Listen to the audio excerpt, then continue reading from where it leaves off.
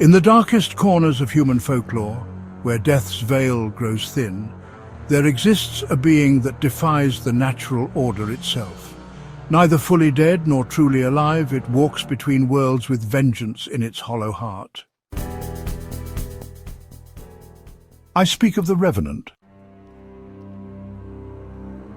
The word itself comes from the Latin revenio, one who returns.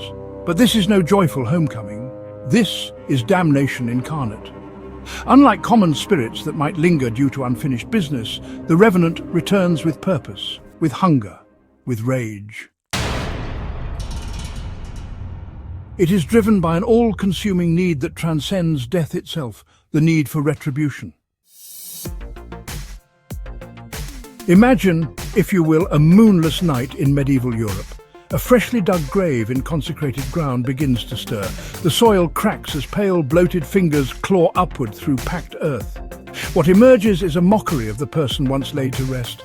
The Revenant retains its mortal appearance, yet twisted by death's corruption. The skin, waxy and grey, stretched tight over prominent bones. The eyes, milky white or perhaps entirely black, windows to an abyss of hatred.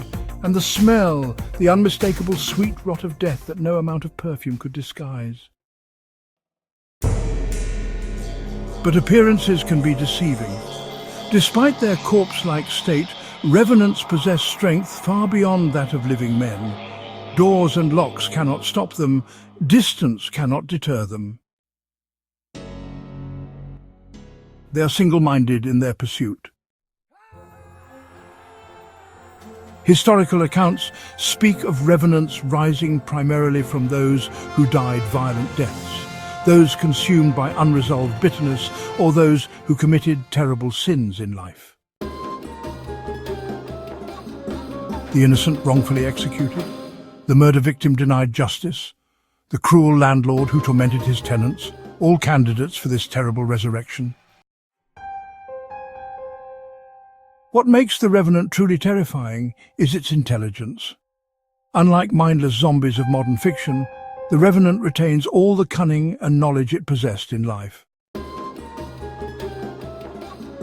It remembers those who wronged it. It recalls the faces of loved ones it seeks to visit.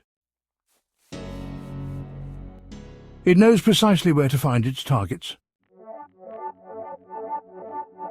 In 12th century England, William of Newburgh documented multiple Revenant cases.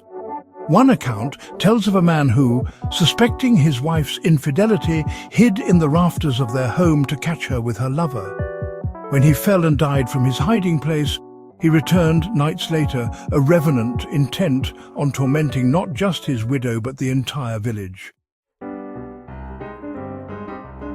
The Revenant's methods of torment vary with its purpose. Some seek only to frighten, appearing at windows or bedsides of those they blame for their fate. Others are more direct, attacking with supernatural strength, spreading disease with their touch, or even draining the life force from their victims. Perhaps most disturbing are accounts of Revenants who return to their own families. Imagine the horror of a grieving widow who finally begins to accept her husband's death, only to hear his distinctive footsteps on the porch at midnight. The door she locked swings open, and there he stands, the man she buried weeks before, now a hollow imitation, reaching for her with cold hands. How does one defeat such a being? Our ancestors developed elaborate methods. In many Slavic traditions, the body of a suspected Revenant would be exhumed and examined. If it showed signs of bloating, remained uncorrupted, or had blood in its mouth, confirmation was complete.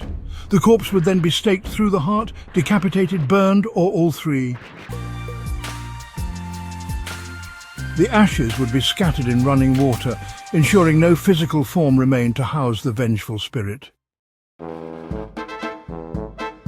In other traditions, more preventative measures were taken. Stones placed in the mouth of the deceased, coins on the eyes, thorns in the shroud, seeds scattered around the grave, as Revenants were believed to be compelled to count each one before proceeding, keeping them occupied until dawn forced their retreat. Most fascinating is that Revenant lore exists across vastly different cultures with no contact between them.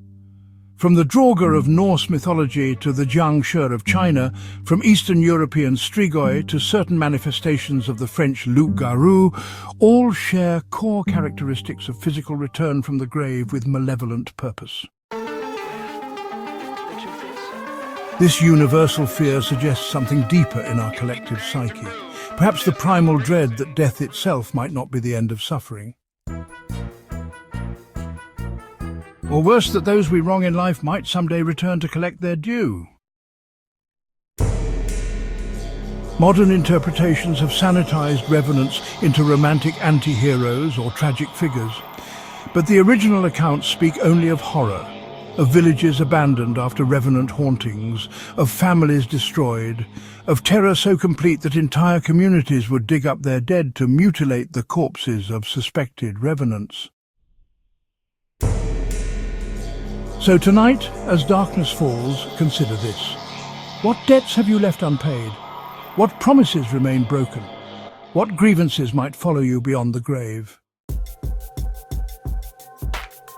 For the Revenant teaches us one terrible truth, that some bonds, some hatreds and some hungers are stronger than death itself. And perhaps, just perhaps, the grave is not as final as we hope. Minute mythology.